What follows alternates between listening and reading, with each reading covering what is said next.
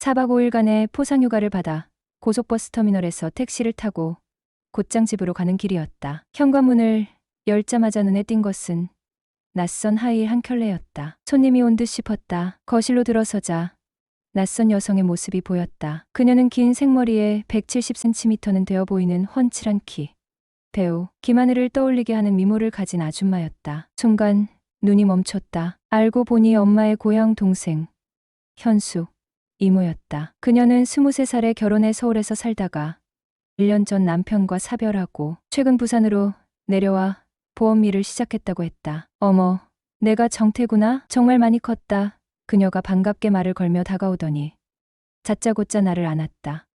너 이모 생각 안 나? 유치원 다닐 때 놀이공원도 같이 가고 그랬는데. 현숙 이모? 그래, 나 현숙 이모야. 과거 엄마가 아프셨을 때 21살이던 현숙 이모가 잠시 우리 집에 머물렀던 기억이 어렴풋이 떠올랐다. 그때도 그녀는 밝고 활달했었다. 그녀는 내 모습을 유심히 살피며 감탄했다. 정태야, 완전 상남자가 다 됐네. 이렇게 다부진 체격에 키도 훤칠하고, 어머, 손도 엄청 크네. 여자들이 참 좋아하겠어.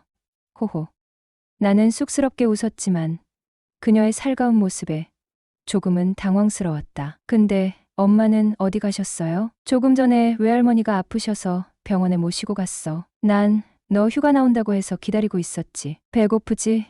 옷 갈아입고 내려와. 엄마가 달백숙 해놨거든. 옷을 갈아입고 나오니 현수 이모는 앞치마를 두르고 주방에서 요리를 하고 있었다. 화사한 원피스에 허리를 앞치마 끈으로 묶은 모습이 그녀의 날씬한 허리를 더욱 돋보이게 했다. 그녀가 요리를 준비하는 동안 나는 소파에 앉아 기다리며 TV를 켜려다 무심코 주방의 그녀를 힐끗 보게 되었다. 마침 그녀가 내 시선을 느낀 듯 뒤를 돌아보며 웃었다. 배고파도 조금만 더 기다려. 백숙은 푹 끓여야 제맛이니까.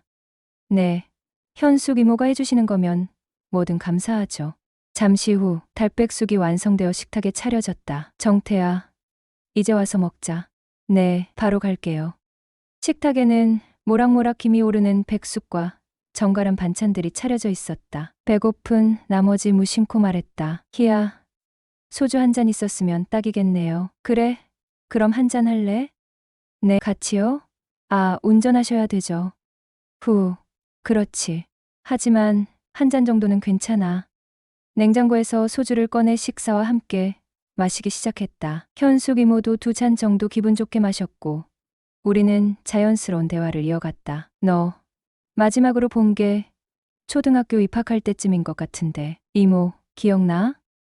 나는 약간 쭈뼛거리며 대답했다. 사실 현숙 이모 미모가 워낙 출중하셔서 기억이 나요. 서울로 시집 가신 현숙 이모 아니에요? 어머, 아직까지 날 기억한다고?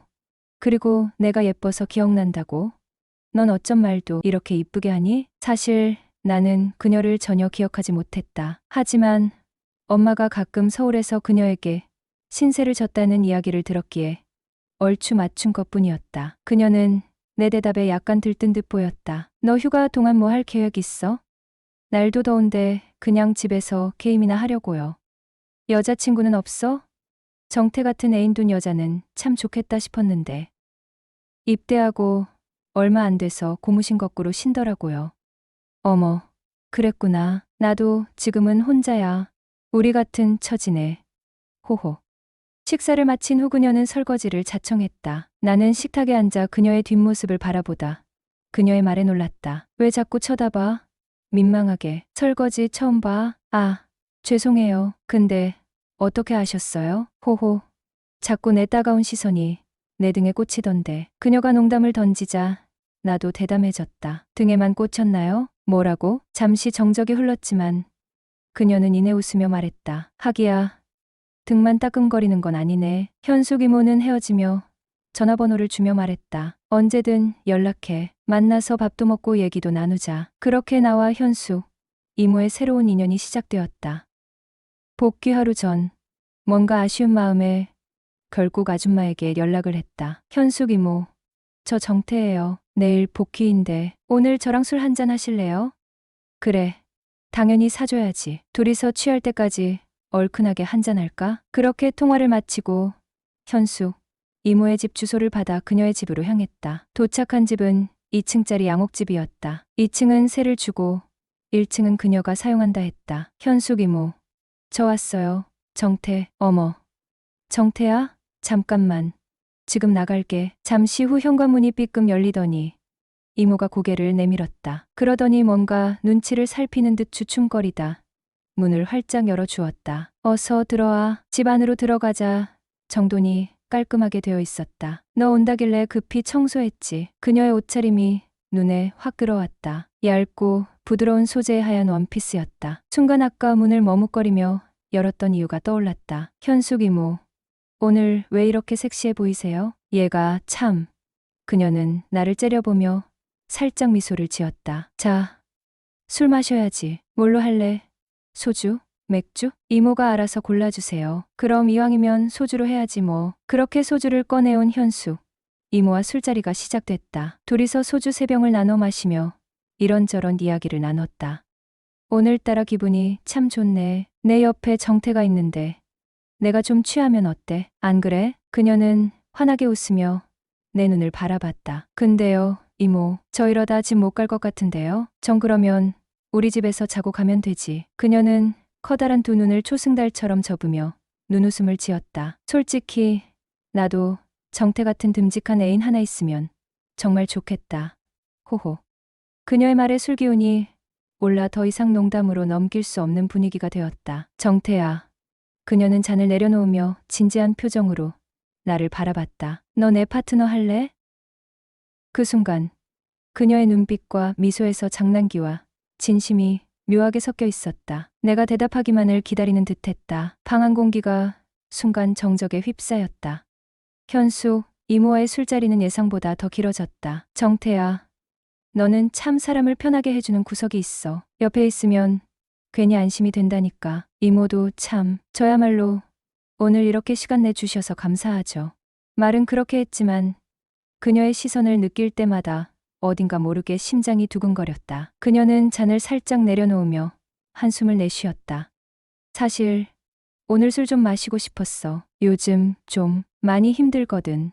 갑자기 분위기가 묵직해졌다. 나는 살짝 당황했지만 이모의 말을 놓치지 않으려 귀를 기울였다. 무슨 일이신데요? 저한테 말해보세요. 들어드릴게요. 사실 별거 아니야. 그냥 혼자 지내는 게 생각보다 외롭더라. 남들 다 가족이니 연인이니 하면서 살고 있는데 나는 아직도 여기 이렇게 혼자니까 내가 뭘 잘못 살았나 싶기도 하고. 현숙 이모는 잠시 고개를 떨구며 잔을 만지작거렸다. 지금처럼 제가 옆에 있잖아요. 그 말에 그녀는 고개를 들어 나를 바라봤다. 정태야, 내가 그렇게 말해줘서 진짜 위로가 된다. 이모, 제가 더 자주 옆에 있을게요. 이모가 외롭다고 느끼지 않게. 너 참 사람 심장을 쿵쾅거리게 한다. 나이 먹고 이런 기분 오랜만이다. 그녀는 웃었지만 눈가에는 작은 눈물이 맺혀 있었다. 제가 파트너 되어드릴게요. 뭐, 나 놀리는 거 아니지? 아닌데요. 현숙 이모는 장난이었어요? 나는 장난 반, 진심 반이었었지. 전 그냥 진심인데요. 그럼 나야 좋지. 미소를 지으며 눈을 마주쳤다. 둘 사이에 잠깐의 침묵. 그러나 묘하게 따뜻한 공기가 흐른다. 그럼 오늘부터 제가 이모 파트너 하겠습니다. 외롭다는 말 못하게. 현숙 이모는 웃으며 고개를 끄덕였다. 좋아. 그럼 우리 오늘부터는 파트너다.